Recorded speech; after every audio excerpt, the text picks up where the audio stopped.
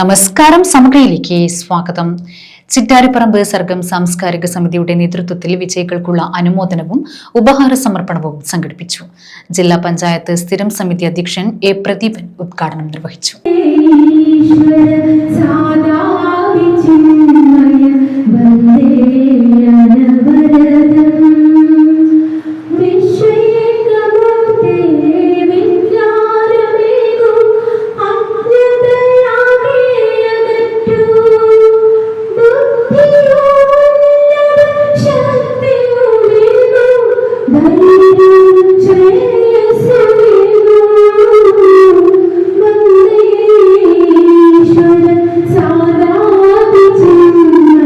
ചിറ്റാരിപ്പറമ്പ് സർഗം സാംസ്കാരിക സമിതിയുടെ നേതൃത്വത്തിൽ അനുമോദന സദസ്സ് സംഘടിപ്പിച്ചു.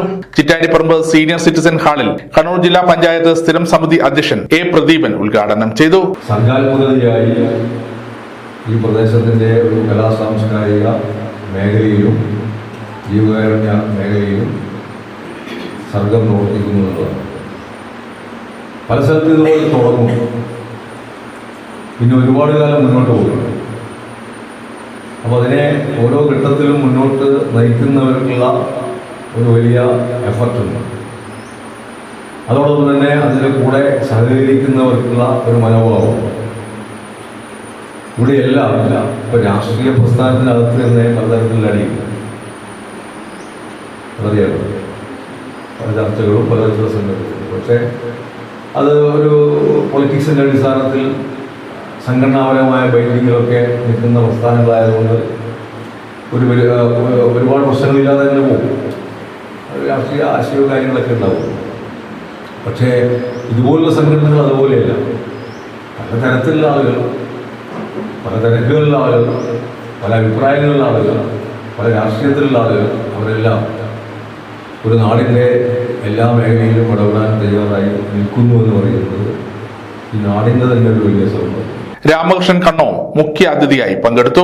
സർഗം സാംസ്കാരിക വേദി പ്രസിഡന്റ് സി ഗോപി അധ്യക്ഷത വഹിച്ചു. ഇതിനെ വീക്ഷിക്കൽ മാത്രമല്ല, ഇവിടെ പ്രസിഡന്റോ സെക്രട്ടറിയോ ട്രഷററോ മാത്രം വിചാരിച്ചാൽ ഒരു സംഘടന കൊണ്ടുപോകാൻ പറ്റില്ല. മെമ്പർമാരുടെ നിർലോഭമായ സഹകരണവും സപ്പോർട്ടും എപ്പോഴും ഉണ്ടായിരിക്കും. അതിന് പിന്നോട്ട് ആരും പോകാൻ പാടില്ലെന്ന് എനിക്ക് പറയാനുള്ളത്. വ്യക്തിപരമായിട്ട് ആരും ജോലിക്ക് ഒന്നും പറയില്ല.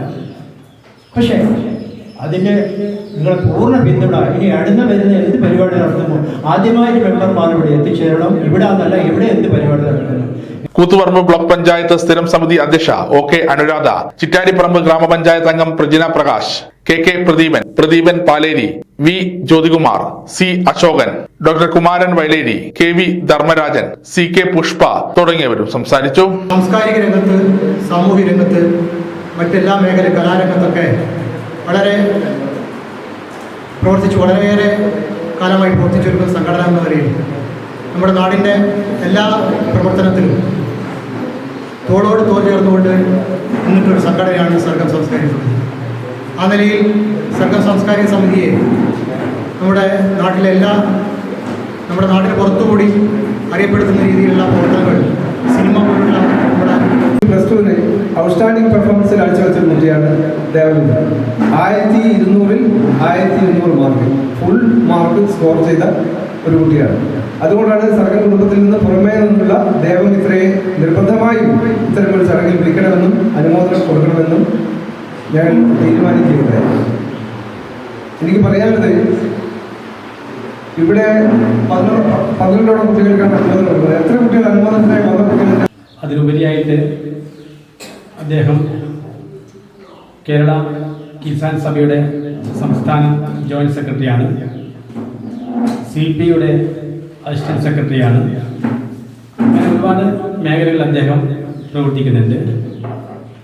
അവരിന്നലെ എനിക്കൊന്ന് കിസാൻ സഭയുടെ മീറ്റിങ്ങിൽ കൊല്ലത്തായിരുന്നു. കൊല്ലത്ത് നിന്ന് ഇന്നലെ പരിപാടി കഴിഞ്ഞ് രാത്രി തിരിച്ച് ഇന്ന് കാലത്തെത്തി.